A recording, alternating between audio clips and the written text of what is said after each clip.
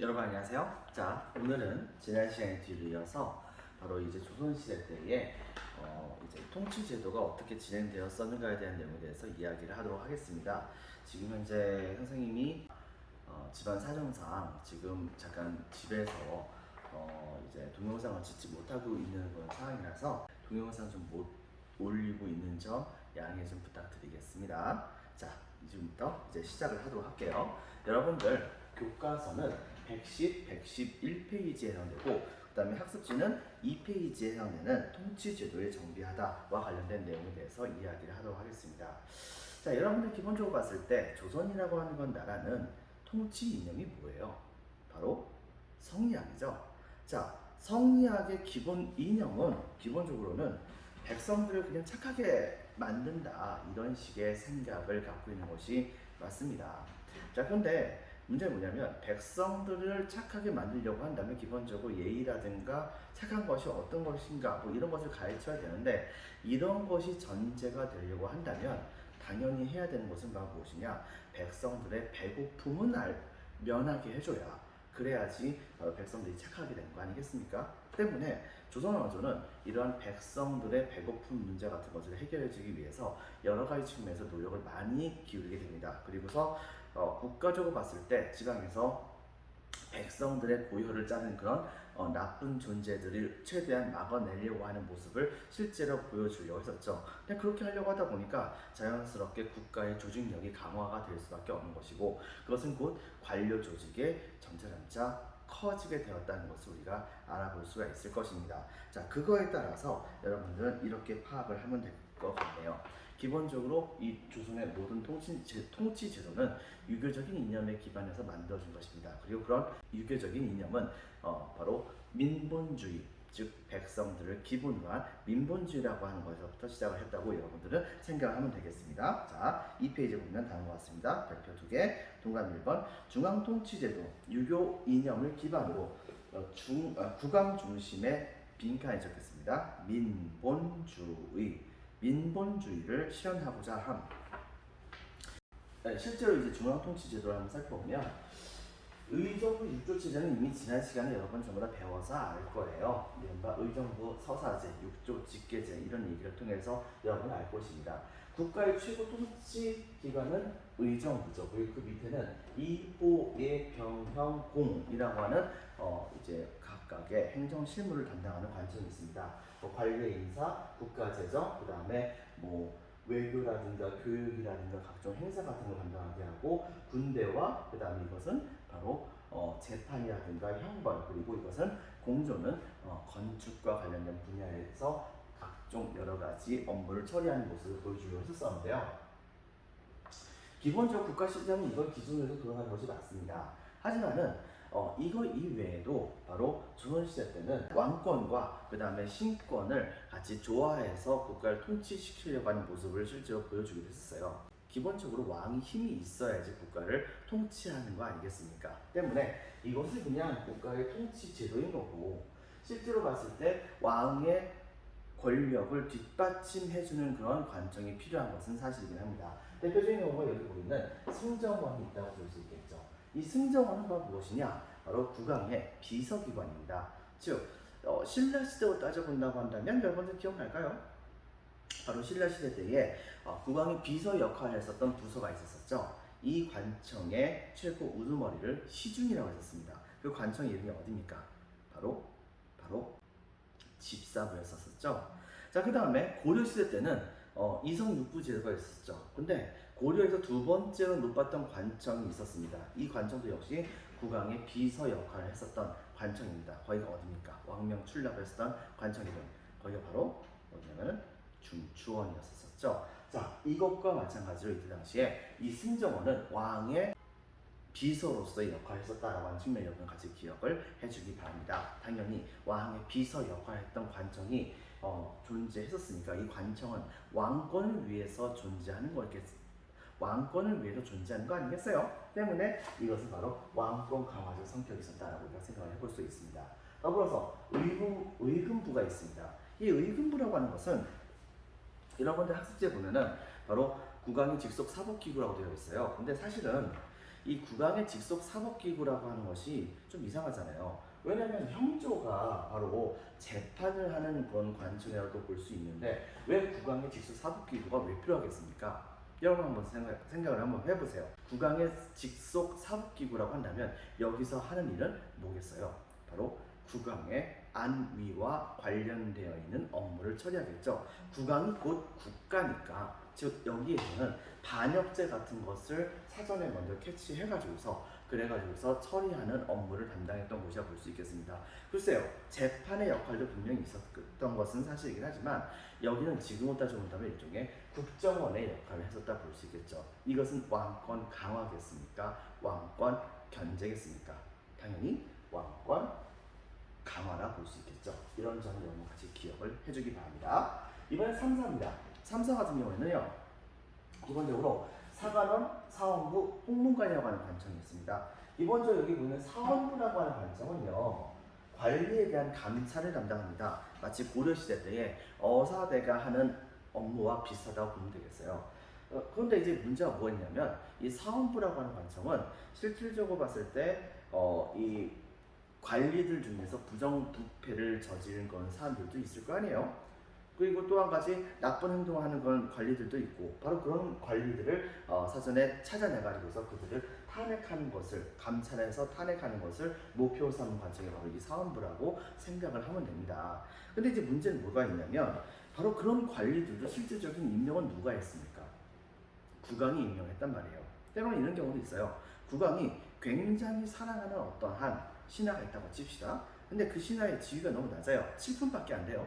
그렇다고 한다면 국왕은 얘가 너무 좋아가지고 한 2품 정도까지 올려주고 싶어요.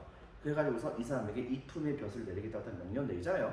그러면 여기서부터 사원부가 들고 일어납니다. 그래가지고서 아무리 능력이 뛰어난 사람이라고 하더라도 한 번에 그렇게 관직을 확 줄 수는 없습니다 라고 하면서 차례대로 관직을 올려야 됩니다 라고 하면서 벌떼까지 들고 일어나 가지고서 이때 당시 국왕에게 그를 그런 식으로 임명하면 안 됩니다 라고 얘기하면서 열심히 반대 상소문을 올리게 됩니다. 결과적으로 국왕은 여기에 실제로 많이 밀려요. 여러분 생각해보세요. 이것은 뭘 말하는 겁니까? 바로 왕권을 견제하는 역할을 이 사원부가 했다고 볼 수가 있는 것이겠죠. 때문에 중요한 측면이 있었다는 것을 볼 수 있고요.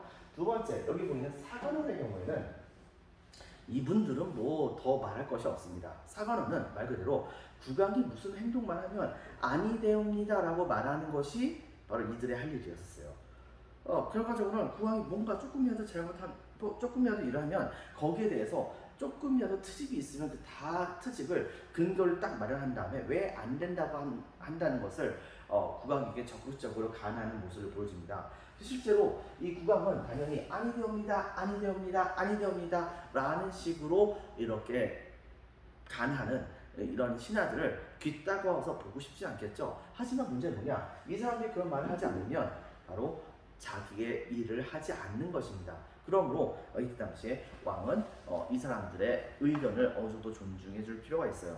실제로 이것을 왜 만들었냐면 국왕의 입장에서는 자신이 하는 일이 100% 무조건 옳다고 볼 수 있는 것은 아니라고 생각을 하는 겁니다. 뭔가 놓치는 것이 있을 수 있겠죠. 때문에 이런 사관원 쪽에서 반대하는 사람이 있다고 한다면 반대하는 것을 무조건 싫어하는 것이 아니라 그들이 반대하는 근거도 국왕이 감안할 수 있도록 반면교사 삼으려고 하는 측면이 있었다는 것을 여러분들이 생각을 해주기 바랍니다. 그런 측면에서 사관원이 의미가 있다고 볼 수 있고요. 그 다음 홍문관, 이 홍문관이라고 하는 것은 한술 더 뜹니다. 바로 성종 때 홍문관이 만들어졌었죠. 바로 경연을 여기서 주관했었는데 이 경연이라고 하는 것은 바로 왕의 신하들이 스승의 입장에서 왕을 올바른 성군이 되게 하기 위해서 가르치는 작업이 바로 경연이라고 하는 겁니다. 근데 이 경연에서는 당연히 왕이 제자의 역할을 하기도 했었고, 그리고 사실상 본다고 한다면 왕이 바로 이 경연장에서 유교적으로 국가를 통치하기 위해서는 어떻게 할 것인가를 가지고서 신하들의 의견을 허심탄회하게 들으려고 했던 게 바로 이 경연이라고 하는 곳이었기 때문에 경연에서 함부로 말을 했었던 신하들이라고 하더라도 이때 당시에 국왕은 뭐라고 할 수는 없는 거겠죠. 만약에 뭐라고 하게 되면 그 다음부터는 경연에서 누가 왕에게 바로 직언을 강한하겠습니까? 때문에 그렇게 직언을 강하는 신하들을 왕이 터치하지 않는다는 거 하는 것 자체가 굉장히 커다란 미덕이 됐던 것이고, 때문에 이 호문관에서는 왕은 바로 신하들과 다른 의견을 갖고 있었을 때는 이때 당시에 신하들의 눈치를 좀 많이 봤었어야 됐습니다. 아니면은 오히려 왕이 신하들의 의견에 깔아뭉개져 가지고서 의도를 바꾼 경우도 정말 허다하게 많았었어요. 바로 이것이, 여러분 보세요. 사관원, 사원부, 호문관, 바로 이런 관청들이 기능 자체가 왕권을 견제하는 거겠습니까? 왕권을 강화시키는 거겠습니까? 당연히 왕권을 견제하는 것이라 볼 수 있겠죠. 때문에 이것을 조선시대 때는 삼사라고 얘기합니다. 세 개의 관청이라는 뜻이죠. 이 삼사는 고려시대 때 삼사하고 헷갈리면 안 됩니다.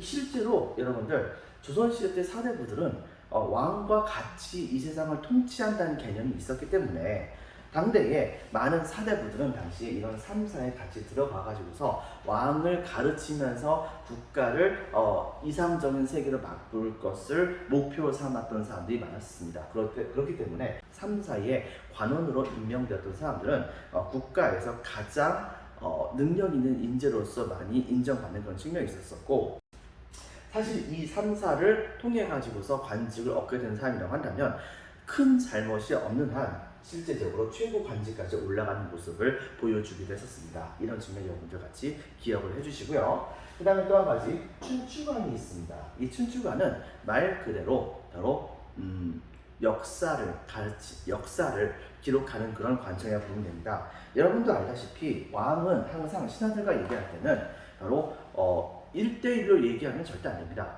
반드시 왕이 얘기할 때는 옆에 그 모든 것을 작성하는 사관이라고 하는 관직을 갖고 있는 사람이 옆에서 열심히 그 모든 것을 다 적는 거예요. 실제로 여러분들 왕도 사람인지라 아무리 주변에서 보는 눈이 있어가지고서 조심한다고 하더라도 너무 열받을 때도 많잖아요. 그러다 보니까는 때로는 어떤 사람들을 국문을 하다가 거기다가 막 욕을 한 바가지 하는 경우도 있었단 말입니다. 근데 너무 쌍스러운 욕을 한 거예요. 자, 그렇다고 한다면은 당연히 그렇게 쌍스러운 욕을 했었던 것을 사관이 전부 다 적었을 수도 있겠다는 생각이 있었던 왕은 당시에 사관에게 내가 그렇게 쌍스러운 욕을 했었던 것을 좀 다른 식으로 고쳐봐라 라고 얘기를 하기도 했었거든요. 근데 사관은 어떻게 글을 적는 줄 아세요? 바로 실제로 그 쌍스러운 욕을 정말 다 적습니다. 적고서는 그 다음에 왕이 그렇게 적지 말라고 얘기했던 것까지 다 적습니다. 자, 그렇게 해가지고서 실제로 그 왕이 죽게 된다고 한다면 그 왕과 관련되어 있는 여러 가지 자료들을 정말 싹 다 모은 다음에 그것을 일목요연하게 정리해가지고서 그 왕 때의 국가의 기록을 나름대로 이제 정리를 해가지고서 하나의 역사책을 만들게 됩니다. 그렇게 해서 만들었던 것이 지금 현재 있는 이른바 조선왕조 실록이었다는 것을 여러분은 기억을 해주기 바랍니다. 그 양은 굉장히 방대하죠. 나중에 여러분들이 혹시 관심 있는 학생이 있다고 한다면 인터넷 사이트에서도 실제로 여러분들이 열람을 해볼 수 있으니까 뭐 관심 있는 학생들을 한 번씩 찾아보는 것도 나쁘진 않을 것 같습니다. 디지털화 되어 있습니다. 자, 그다음에 또 한 가지 이제 성균관입니다. 이 성균관은 여러분들 알다시피 우리나라 최고의 대학교죠. 이 점을 같이 기억을 해주시고요. 요거까지 해가지고서 조선의 중앙통치제도에 대해서 이야기를 했었습니다. 내용을 보겠습니다. 자, 학습지 2페이지에 자, 별표 2개, 의정부 유조체제, 동그라미 1번, 의정부, 최고 통치기구, 밑줄 쳐주세요. 자, 동그라미 2번, 6조, 바로 이호예, 병조가 빠졌습니다. 병조 추가해주기 바랍니다. 그 다음에 병조, 형조, 공조에서 빈칸에 적겠습니다. 행정실무를 담당하게 했습니다. 자, 3사에서는 사원부 박스, 관리감찰 밑줄, 사관원 빈칸에 적겠습니다. 사간원, 국왕의 정치를 비판합니다. 홍문관 박스, 자, 경연을 주관합니다. 왕의 정치 자문 역할을 했었죠. 이런 관청은 기본적으로 동그라미 1번 언론의 기능을 합니다. 즉 이때 당시에 왕에게 마음껏 말을 할 수가 있었기 때문에 이 사람들의 가장 큰 주요 임무는 바로 기본적인 지식인들이라 볼 수 있었던 사대부들의 여론들을 왕에게 알려줄 필요가 있었습니다. 그렇기 때문에 동그라미 1번 언론의 기능을 갖고 있었고, 동그라미 2번 권력의 독점 및 부정부패 같은 것을 견제하는 모습을 보여주게 됩니다. 그리고 또 한 가지 동그라미 3번 왕권도 견제하는 모습을 보여주게 됩니다. 이런 측면 같이 기억을 해주기 바랍니다. 그 다음에 별표 1개 반 승정원, 자, 국왕의 비서기관입니다. 그래서 오른쪽에는 왕권 강화라고 적어주고요. 네, 별표 한 개만. 자, 의금부 박스 치겠습니다. 자, 의금부 박스 국왕 직속 사법기구라고 밑줄 쳐주고 빈칸 읽겠습니다. 왕권 강화. 왕권 강화. 그다음에 춘추관 박스 쳐주겠습니다. 자, 춘추관 박스 역사 기록 밑줄. 그 다음에 빈칸 읽겠습니다. 성균관. 자, 성균관 박스 쳐주고 그 다음에 최고 교육기관이었다 라고 하는 것을 여러분들 기억을 해주기 바랍니다. 자, 여기까지는 바로 조선시대 때의 중앙통치기구라 볼 수 있어요. 하지만 중앙통치기구에서 여러 가지 정책을 정했다고 하더라도 이것이 지방으로 내려가지 않는다고 한다면 아무런 쓸데기가 없겠죠. 때문에 조선 정부는 바로 이러한 중앙통치제도에서 결정했던 여러 가지 정책들을 지방의 곳곳까지 전부 다 세밀하게 들어갈 수 있는 시스템을 구축하기 위해서 노력을 하게 됩니다. 첫 번째 먼저 본다고 한다면 다음과 같은 것을 볼 수가 있겠어요. 자, 이 시스템은 이겁니다. 왕이 명령을 내리면 이거에 따라서 중앙행정기구가 여러 가지 국가 행정 시스템을 구축을 합니다. 그런데 여러분들 알다시피 이 행정 시스템은 바로 지방의 각 지역의 모든 곳으로 한꺼번에 전부 다 전달할 수 있는 것은 아니기 때문에 각 지역 가장 말단에 해당되는 바로 각 지역의 행정기관과 중앙행정기구 사이에 중간 단계를 만들게 됩니다. 통일신라 시대 때는 그것이 바로 구주고, 그 다음에 또 한 가지 고려시대 때는 오도 양계 제도가 그거였었습니다. 그런데 조선시대 때는 이것을 팔도라고 합니다. 즉 도를 8개 만드는 거죠. 이때 당시 만들었던 도가 지금까지 연결이 되는 겁니다. 뭐 충청도, 전라도, 경상도 이런 것이 여기 포함이 돼요. 자, 그리고 이 도에 파견되었었던 바로 최고의 권력자는 관찰사라고 합니다. 고려시대 때의 안찰사라든가 병마사 같은 경우에는 바로 지방관보다도 시단위에 해당하는 지방관보다도 도지사급에 해당되는 안찰사나 그 다음에 병마사의 경우에는 그 지위가 더 낮은 아이러니컬한 모습을 보였지만 조선시대 들어왔을 때는 이 도지사에 해당했던 관찰사는 실질적으로 시장에 해당하는 그 밑에 단계에 해당하는 지방관들보다는 좀 더 실질적인 지위가 더 높은 모습을 보여주게 됩니다. 이 관찰사는 지금으로 따지면 도지사긴 한데 말이 도지사지 실질적인 권한은 도지사 더하기 군대 사령관 더하기 그 다음에 세무서장이라든가 그 다음에 고등재판관 이런 것들이 전부 다 합쳐진 것이라고 보면 되겠습니다. 근데 그 권력이 막강하잖아요. 그러다 보니까 이때 당시에 관찰사의 경우에는 그 자리를 계속해서 있을 수는 없었습니다. 얼마 있다가 금방 그 자리를 바꿔가지고서 다른 지역으로 옮겨가는 모습을 보여주기도 했었어요. 자, 그렇게 해서 이 팔도에서는 관찰사가 파견된다는 것을 여러분들 기억을 해주시고요. 자, 그 밑에는 바로 8개의 도 중에서 하나에서 본다고 한다면 바로 그 하위로서 행정구역에는 가장 큰 곳은 부라고 이름을 붙였고 그 다음으로 큰 곳은 모, 그 다음이 군, 그 다음이 현으로 이름이 붙여진 모습을 보여주게 됩니다. 그래서 여러분 한번 생각해 봅시다. 자, 두에 파견된 지방관을 우리는 부사라고 합니다. 그러면 목은 뭐라고 할까요? 바로 목사라고 합니다. 자, 그렇다고 한다면 군은 뭐라고 할까요? 군은 여러분들 군사 아닙니다. 군수입니다. 그리고 현에 파견된 지방관의 경우에는 현감이나 혹은 현일령이라고 현령 이렇게 얘기를 하기도 합니다. 이런 측면을 같이 기억을 해주시고요. 근데 이런 시스템은 이렇게 보면 됩니다. 이때 당시에 예를 들면 목이라고 칩시다. 목에 파견된 그 사람은 사실상 우리가 알고 있는 사또라고 하는 개념하고 같아요. 지방에 파견되었었던 지방관을 우리는 다른 말로 이제 수령이라고 하거든요. 이 수령은 이른바 수령칠사라고 불리는 그런 수령이 할 일처럼 인구를 증가시킨다든가 세금을 걷는다든가 그다음에 그 외에 군역 같은 것을 부과한다든가 같은 여러 가지 업무를 담당하게 합니다. 지금으로 따져본다고 한다면 시장에다가 세무서장이라든가 그 다음에 재판관이라든가 군사령관의 업무를 좀 다 담당했다고도 볼 수가 있어요. 자, 그런데 이제 문제가 뭐가 있었냐면 이 사람이 해당되는 지역에 오랫동안 파견되면 그 지역에 있는 사람들하고 같이 또 이제 힘을 합쳐가지고서 자기만의 나라를 세우려고 하는 반역의 모의를 할 수도 있는 거 아니겠어요? 때문에 수령의 경우에는 보통 3년에서 5년 단위로 해가지고서 이렇게 다른 지역으로 강제로 옮겨가야 되는 것이 원칙이었습니다. 또한 자신의 연고지에 해당되는 곳에는 절대로 파견되지 않는 것이 원칙이었어요. 자, 근데 수령 혼자서 그 모든 일을 다 할 수는 없잖아요. 때문에 여기 보이다시피 향리라고 하는 존재가 등장하게 됩니다. 이 향리라고 하는 사람들은요, 바로 고려시대 때 바로 그 향리입니다. 조선시대 때는 모든 군현에 바로 관리가 파견돼요. 근데 이렇게 하다 보니까 고려시대 때는 그래도 좀 작은 동네에서는 지방관의 역할까지 했었던 향리들은 조선시대에 들어오게 되면은 완전히 바로 지방직 공무원의 역할만 할 뿐 시장의 자리까지 올라가지 못한다는 말입니다. 당연히 기분이 좋을 리가 없겠죠. 이들은 이때 당시에 바로 대표적인 어떤 사람에 해당되냐면 가끔마다 여러분들 사극 같은 데 보면 사또가 있으면 바로 사또의 명령을 듣는 그 지역에 아전이 있잖아요. 뭐 이방, 호방, 예방, 형방, 공방 뭐 이런 사람도 있었잖아요. 예, 사또 뭐 이렇게 하는 사람들처럼 바로 그런 사람들이 여기에 해당된다 볼 수 있습니다. 물론 그 밑에 있는 사람들도 여기에 포함되기도 하지만요.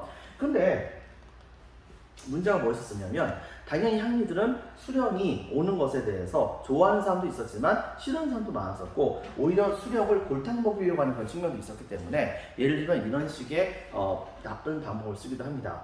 자기네들끼리 열심히 부정부패를 벌여놓고서는 그 다음에 그 부정부패 벌인 것을 새롭게 부인한 사또가 이런 행동을 해버렸다는 식으로 위에다가 고발을 해버리는 거죠. 그렇게 했을 때 중앙정부에서 이것을 제대로 파악할 수 있는 상황이 안 되기 때문에 애꿎은 수령만 얼떨결에 향리들에게 반격을 당해가지고서 바로 그 자리에서 잘리는 그런 수모를 당하는 경우가 한두 번도 아니었었어요.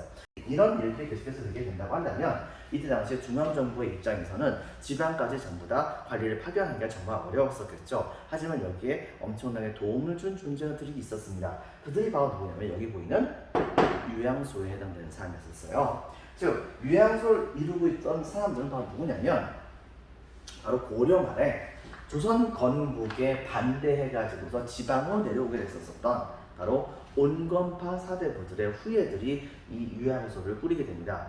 그들이 이것을 꾸리게 됐던 이유가 있습니다. 그건 뭐 때문에 그런 거냐면 당시에 이들은 왔던 그 조선 건국 때문에 열받아서 지방으로 내려갔더니 지방에 있는 향리가 자기들하고 맞먹으려고 하는 거예요. 왜?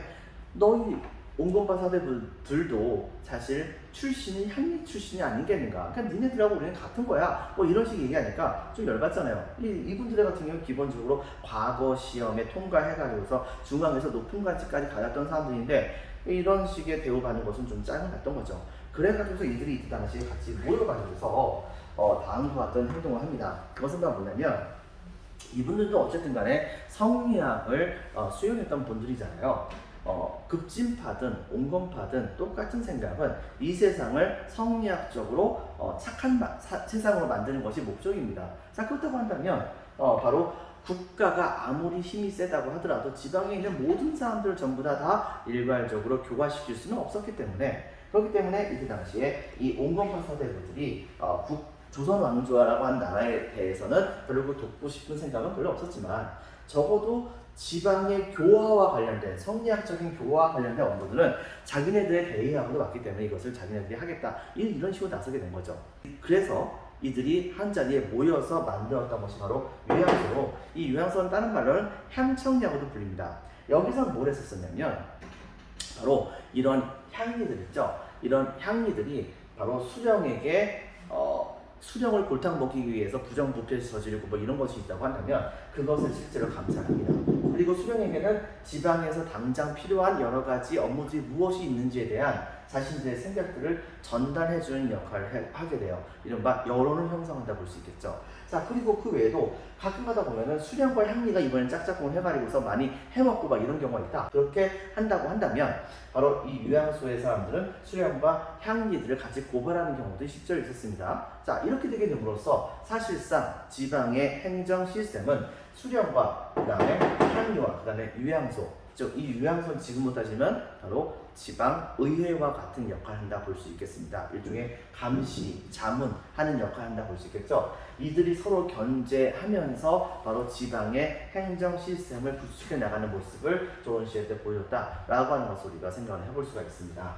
자, 그래서 이 내용은 다음과 같이 우리가 볼 수가 있겠네요. 자, 동감이 2번 지방행정제도 별표 1개, 8도는 동감 1번 전국을 8도로 나눕니다. 동감 2번 부, 목, 군, 현을 설치하고 동감이 3번 관찰사를 파견합니다. 그 다음에 수령, 박스, 동감 1번 모든 군현에 파견합니다. 동감 2번 행정과 사법과 군사권을 장악합니다. 그 다음에 자 빈칸에 들어갈 말은 바로 누구죠? 지방직 공무원에 해당되는 사람들 바로 향리죠. 향리. 자 동감 1번 지방 행정 실무를 담당하게 합니다. 동감 2번 세습적인 아전으로 세력이 약화됐습니다. 동감이 3번 대표적인 그런 향리는 육방에 해당하는 사람들로서 이호, 예, 병형, 공방에 해당되는 사람들이라 볼 수 있겠습니다. 그리고 다음 페이지 넘기면요. 3페이지에 빈칸을 읽겠습니다. 유향소. 유향소 사람들은 향청이하고도 분다고 썼죠. 동감 1번 지방 양반으로 구성되고요. 동감 2번 지방 여론을 수령하는 모습을 보여줍니다. 동감이 3번 수령을 보조하고 동감이 4번 향리를 감찰하는 모습을 보여준다 라고 하는 것을 여러분들이 기억을 해주기 바랍니다.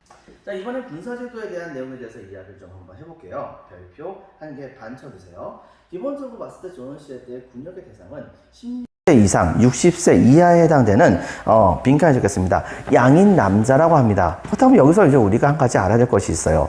여러분들 조선시대 때 신분제도가 뭡니까?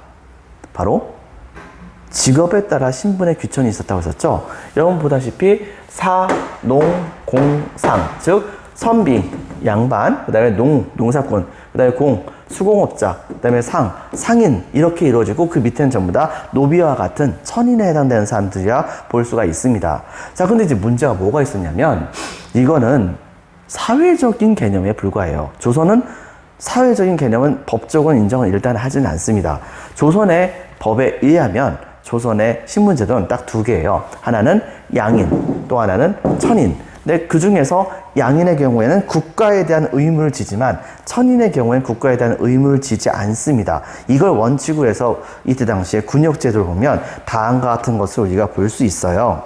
당연히 16세 이상 60세 이하에 해당되는 양인 남자에 해당된다고 했었으니까 여기 산업공상에 해당되는 모든 사람들 전부 다 군대 가야 되는 것이 원칙입니다. 때문에 조선시대 때에 바로 군대 가는 원칙을 일컬어서 우리는 뭐라고 부르냐면 양인 개병제라고 부르기도 하죠.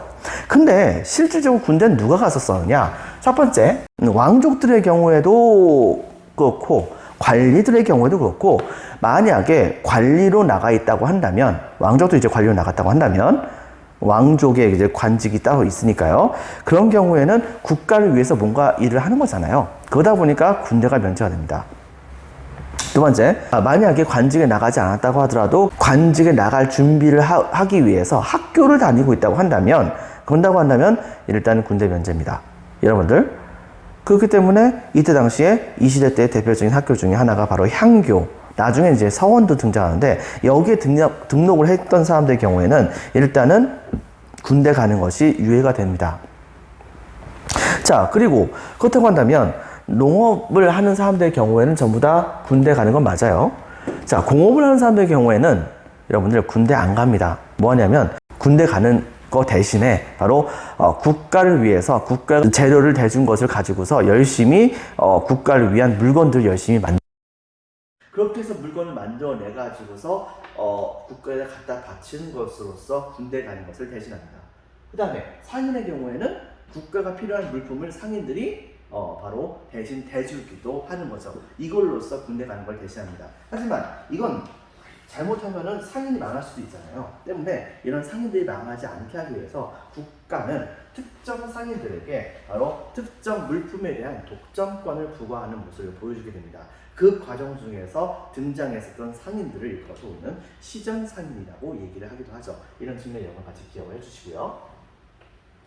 자, 이렇게 결과적으로 이렇게 하다 보니까 뭐 천인이야 당연히 군대 안 가고 그러다 보니까 실질적으로 군대 가는 사람들 전부 다 농사꾼들이에요. 일부 군대 가는 사람도 있습니다. 누구냐면 양반의 자제에 있거나 혹은 왕족에 해당되는 사람들이긴 한데 이 사람들이 학교에 가지도 않고 관직도 안 가졌어요.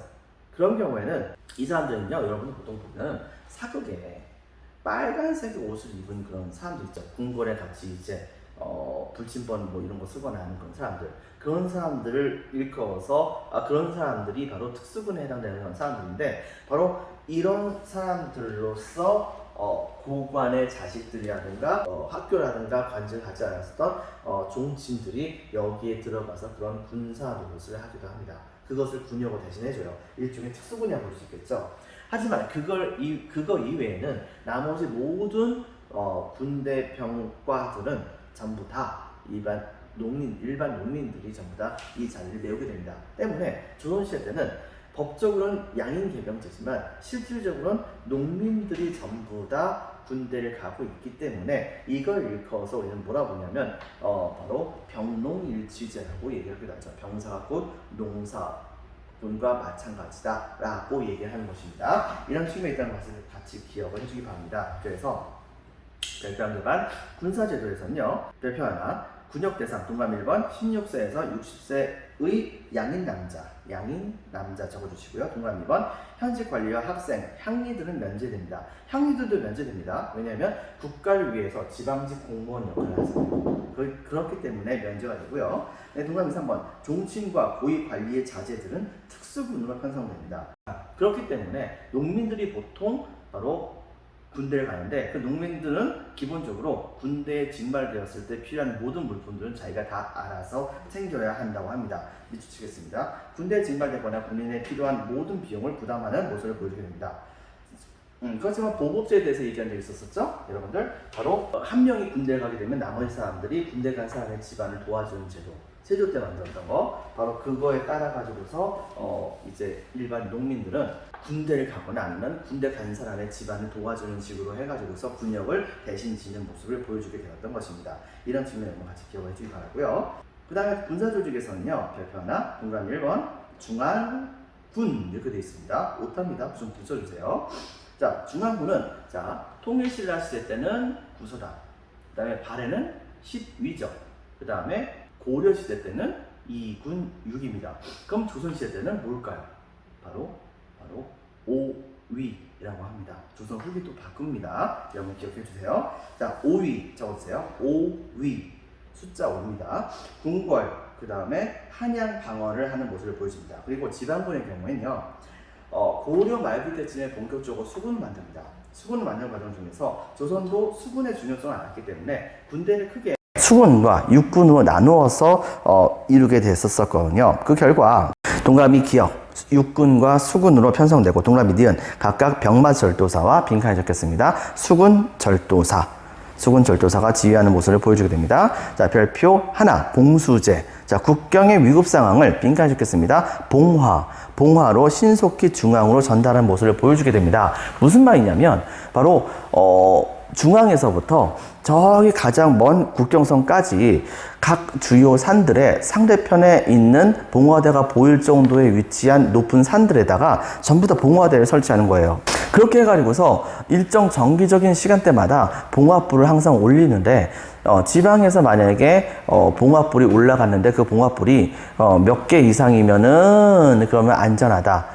그 다음에 한두 개면은 예를 들면 적이 슬슬 다가온다든가 많이 다 있으면은 적들이 침략해서 한참 쳐들어가고 있다 이런 식의 일종의 신호를 정해 놓은 겁니다. 결과적으로 그 신호만큼은 확실하게 굉장히 빠른 속도로 중앙정부에 바로 소식이 전달될 수가 있으므로 이것은 곧 뭘 말하는 것이냐, 바로 조선시대 때의 신속한 지방에 대한 소식을 알 수 있는 최첨단의 통신 시스템이다 라고 하는 것을 우리가 알 수 있겠죠. 이런 측면을 여러분 같이 기억을 해주기 바랍니다. 지금도 봉화대가 남아있는 곳이 많이 있죠. 봉수대라고 보통 얘기를 하기도 합니다. 그 다음에 별표 반개, 역원제라고 하는 것이 있죠. 자, 빈칸에 적혔습니다. 동그라미 1번 공무여행자가 대상이 됩니다. 동그라미 2번 역참의 역마를 두고서 공문을 전달 및 그 다음에 공물 수송을 담당하는 모습을 보여줍니다. 기본적으로 공무로 인해 가지고서 공적인 업무로 인해 가지고서 이 여행을 해야 되는 사람들의 경우에는 여기에 가 가지고서 자신이 이 역에서 바로 잠을 자거나 아니면은 말 같은 걸 빌려갈 수 있는 자격이 있다라고 하는 것을 알려주는 증표를 국가가 줍니다. 그 증표를 뭐라고 하는지 아세요? 바로 마패라고 하죠. 그 마패에는 바로 그 사람이 이용할 수 있는 말의 개수가 같이 적혀 있는 모습을 보여준다고 합니다. 이런 것을 여러분들이 생각을 해주시고요. 자, 그 다음에 또 한 가지 학교 제도입니다. 이 학교의 경우에는요, 기본적으로 초등학교는 없습니다. 초등학교는 서당이 있다고 할 수는 있는데 서당은 뭐 가든 안 가든 상관이 없어요. 자, 그러니까 국가의 입장에서는 초등교육은 별로 신경 안 씁니다. 하지만 중등교육부터는 좀 신경을 씁니다. 서울 지역의 경우에는 좀 더 특별하게 생각을 해서 사부학당이라고 하는 조금 더 세계적인 학교를 만들어요. 하지만 지방에도 바로 이 성리학 같은 것을 가르칠 필요가 있었기 때문에 그렇기 때문에 향교라고 하는 학교를 만듭니다. 그래서 이것은 국가가 만든 학교이기 때문에 지금으로 따지면 공립중고등학교라고 생각을 하면 되겠어요. 그리고 여기에서 바로 공부하다가 속과시험을 통해 가지고서 합격을 하게 되면 이들은 상급 학교인 성균관에 입학을 할 수 있는 자격이 주어집니다. 근데 제일 중요한 것은 이 사부학당이든 아니면 향교든 상관없이 기본적으로 여기 들어갈 수 있는 사람들은 양인 이상이면 누구나 들어갈 수 있는 것이 원칙이었습니다. 그러나 문제는 뭐냐? 상인이라든가 농민이라든가 수공업자들의 경우에는 각각 자기의 할 일들을 자식들에게 가르쳐 주는데 바빴지 바로 공부시키는 것까지 신경 쓸 정도의 여유가 없었단 말입니다. 자, 그렇기 때문에 실질적으로 이런 식의 학교 제도를 이용해서 공부했던 사람들은 바로 양반들의 자제들, 좀 더 여유가 있었던 양반들의 자제들에 불과했었다라는 것을 여러분들이 기억을 해주기 바랍니다. 그러면서 여기 나오지 않았지만 각종 여러 가지 기술 교육 같은 경우에는 해당되는 기술을 갖고 있는 관청에서 좀 괜찮다 싶은 사람들을 수소문해가지고서 직접 데려다 놓고서 거기에 대해서 거의 도제식으로 막 가르칩니다. 가르치다가 나중에 잡과시험 같은 걸 통해 가지고서 합격하게 되면 관리로 임명하고 하는 모습을 보여주게 되었던 것이라고 볼 수 있겠죠. 자, 그래서 보면 다음과 같습니다. 별표 하나, 학교 동그라미 1번 양인 빈칸 읽겠습니다. 양인 이상이면 교육 가능. 실제 양반 자제만 들어갔었다는 것. 동그라미 2번 사부학당은 서울입니다. 동그라미 3번 향교는 지방이죠. 동그라미 4번 성균관. 이 성균관은 최고 교육기관이었습니다. 그리고 동그라미 5번 바로 각종 기술교육은 해당 관청에서만 시행했었습니다. 이런 측면 같이 기억해 주시고요. 그 다음에 인재선발에서는요, 별표 2개 칩니다. 인재선발. 자, 과거제 박스. 이 과거제는요, 조선시대 때의 대표적인 인재선발 제도입니다. 선거제라든가 음서제와 같은 그런 제도가 있긴 있었지만 그 숫자가 굉장히 적었었어요. 그렇게 해서 뽑았던 사람들의 숫자가. 또 한 가지, 이렇게 해서 뽑혔던 사람들의 상당수는 거의 대부분 다 고위급 관직에 올라가지 못하는 것이 원칙입니다. 때문에 실질적으로 조선시대 때는 웬만한 인재들 전부 다 시험 봐서 뽑았다고 생각하면 됩니다. 이런 측면에서 본다고 한다면 어떤 면에서는 조선이 굉장히 합리적인 국가였다는 것을 우리가 생각을 해볼 수가 있는 것이겠죠. 자, 대표적으로 봤을 때는요, 바로 이제 문과 시험을 보면 되겠어요. 문관을 뽑는 이 문과 시험. 이 문관 시험은 기본적으로 속과와 대과로 나뉘어집니다. 여기서 속과는 기본적으로 생원시와 진사시라고 하는 그런 시험 제도로 나뉘거든요. 생원시는 얼마나 경전을 잘 아는가, 그리고 진사시의 경우에는 시문 같은 것을 얼마나 잘 활용해 가지고서 한문을 자유자재로 이렇게 글을 지을 수 있는가, 뭐 이런 것들을 보는 것이 바로 진사시라고 보면 되겠습니다. 일종의 논술시험 혹은 시문시험 같은 것이 여기에 포함된다 볼 수 있어요. 자, 이렇게 하고 나서 또 한 가지, 여기에서 이제 합격을 하게 되면 그럼 이 사람들의 경우에는요, 기본적으로 두 가지 길이 주어집니다. 첫 번째는 여기 조선 최고의 학교라 볼 수 있었던 바로 성균관에 입학할 수 있는 권한이 주어지고, 또 하나는 하급 문관에 임명될 수 있는 자격이 주어져요. 기본적으로 봤을 때 바로 이 생원시, 진사시는 지금부터 따지면 7, 9급 공무원 시험이나 혹은 대학 수학능력 시험이 같이 합쳐진 형태라고 생각하면 될 거예요. 여기 합격하면은 9급 공무원 되거나 여기 합격해서 대학교 들어가거나 둘 중에 하나라고 생각하면 됩니다. 자, 그렇게 대권 시험 합격을 하게 되면 그러면은 바로 문관이라고 하는 고위급 관직에 올라가게 됐었죠. 근데 제일 중요한 것은 이런 시험은요, 기본적으로 봤을 때 바로 3년마다 한 번씩 시험을 보는 게 원칙입니다. 이른바 식년시라고도 얘기를 하거든요. 이 식년시라고 하는 것이 실시가 되다 보니까 지금 현재 여러분들 알고 있는 행정고시라든가 이런 고시 시험들, 고위급 공무원을 뽑는 시험들의 경우에는 1년에 한 번씩 보는데 여기는 3년에 한 번씩 보니까 이게 얼마나 빡센지 여러분들 알 수 있을까요? 여러분들? 자, 그런데 가끔 가다가 실제로 좀 인재를 더 많이 뽑아야겠다 생각했을 때는 이때 당시에 임금이 중심이 돼가지고서 비정기적인 시험을 추가적으로 보긴 합니다. 이른바 이것을 증광시라든가 별시와 같은 시험이라고 보는데, 기본적으로 본다고 한다면 성균관 있죠, 여러분들. 성균관에 있는 그런 사람들만을 대상으로 해가지고 시험 보는 시험도 있고, 그 다음에 그거 이외에도 급하게 인재를 뽑아야 돼가지고서 갑작스럽게 전국에 방을 올려서 그래서 전국의 인재를 뽑겠다고 하는 과거 시험 제도를 실시한다고 하는데, 근데 사람들이 저 먼 지방에서 서울까지 올라가는데 시간 오래 걸리잖아요.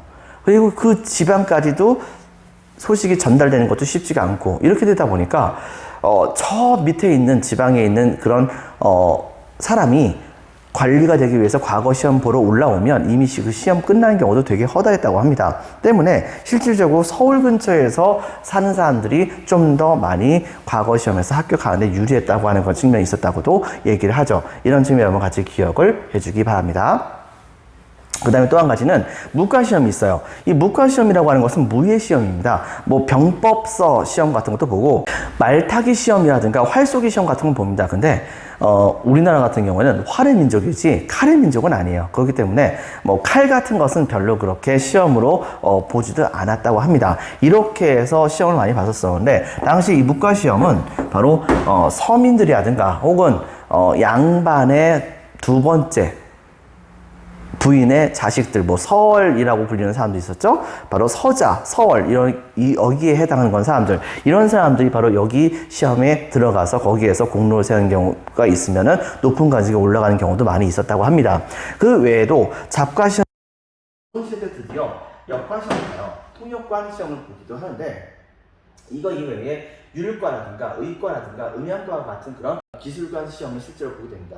율과야 당연히 법률이고 의과야 당연히 의과인데, 그런데 음양과의 경우는요, 뭐 점술, 그 다음에 천문 관측 뭐 이런 쪽과 관련된 기후와 관련된 부분도 담당했었다고 하는 것을 여러분들이 기억을 해주기 바랍니다. 당연히 여기 같은 경우에는요, 주로 전문직에 있었던 사람들이 중심이 돼가지고서 이 자리를 차지하는 경우도 있었지만, 일반 평민들의 경우에도 능력이 있으면 이런 작가시험이라든가 무과시험에 같이 많이 참여해가지고서 여기서 합격하는 경우도 생각보다는 좀 많이 있었다고 합니다. 자, 그렇다고 한다면 그 나머지 부분을 보도록 할게요. 자, 그 다음에 동그라미 5번에 인재선발 별표 2개, 과거제 박스, 정기시 박스, 신년시 밑줄, 자, 3년 적겠습니다. 3년마다 한 번씩 보고, 특별시 박스, 별시나 증방시라고 합니다. 자, 그 다음에 또 한 가지 음서제와 청거제는 대폭 축소하는 특징이 있었습니다. 자, 그 다음에 또 한 가지 별표 2개, 문과에서는요, 동그라미 1번 양인, 빈칸 적겠습니다. 양인이면 누구나 응시가 가능했었습니다. 이것이 원칙이에요. 하지만 동그라미 2번 실제로는 주로 빈칸에 적겠습니다. 양반자재만 응시하는 모습을 보여줬고요. 동그라미 2번 속과 박스, 생원시, 진사시 밑줄, 그 다음에 대과 박스, 이렇게 나뉘어지게 되었다는 것을 기억해 주기 바랍니다. 동그라미 3번 빈칸 적겠습니다. 속과 합격자는 하급 문관이 되거나, 그 다음에 빈칸 적겠습니다. 성균관 유생으로 선발되고, 빈칸 적겠습니다. 대과 응시 자격이 부여가 되는 모습을 보여줍니다. 동그라미 4번에서는요, 바로 대과의 합격자의 경우에는 고위문관으로 선발되니, 이것은 지금으로 따져본다고 하면 바로 행정고시에 합격한 것에 해당된다고도 말할 수가 있겠죠. 자, 그 다음에 또 한 가지 무과의 경우는요, 무과 박스, 그 다음에 동그라미 1번 주로 양반, 향리, 상민자재가 많이 응시를 했었고, 동그라미 2번 바로 무관을 선발을 많이 하게 됩니다. 자, 잡과의 경우는요, 박스, 동그라미 1번 기술관, 향리 자재가 주로 응시했었고요. 동그라미 2번 기술관을 선발하는 모습을 보여줍니다. 그리고 법관, 그 다음에 빈칸 적겠습니다. 통역관, 그리고 의관, 천문, 기상관 같은 사람들을 뽑았다고 합니다. 이런 측면 여러분 같이 기억해 주시고요. 오른쪽에 나와 있던 도표와 밑에 나와 있는 조선의 지방행정제도의 시스템을 여러분들 잘 확인해서 숙지해 주기 바랍니다. 자, 여러분들 수고 많으셨습니다. 오늘 여기까지 할게요. 감사합니다.